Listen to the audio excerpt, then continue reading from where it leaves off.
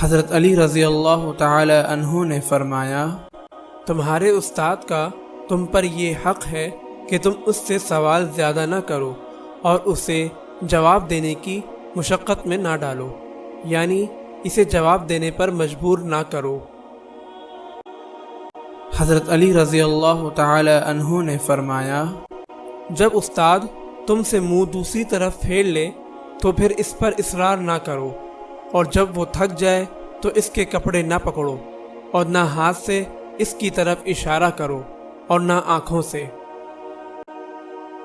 حضرت علی رضی اللہ تعالی عنہ نے فرمایا، استاد کی غلطی تلاش نہ کرو، اور اگر اس سے کوئی غلطی ہو جائے تو تم اس کی غلطی سے رجوع کا انتظار کرو، اور جب وہ رجوع کر لے تو تم اسے قبول کر لو۔ حضرت علی رضی اللہ تعالی عنہ نے فرمایا، اپنے استاد سے یہ نہ کہو کہ فلاں نے آپ کی بات کے خلاف بات کہی ہے۔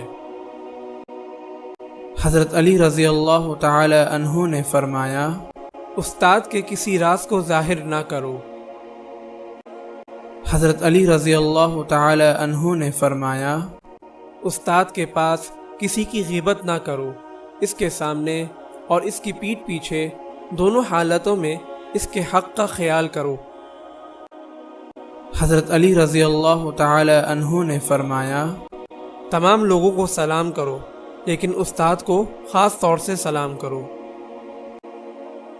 حضرت علی رضی اللہ تعالی عنہ نے فرمایا، استاد کے سامنے بیٹھو اور اسے کوئی ضرورت ہو تو دوسروں سے آگے بڑھ کر اس کی خدمت کرو۔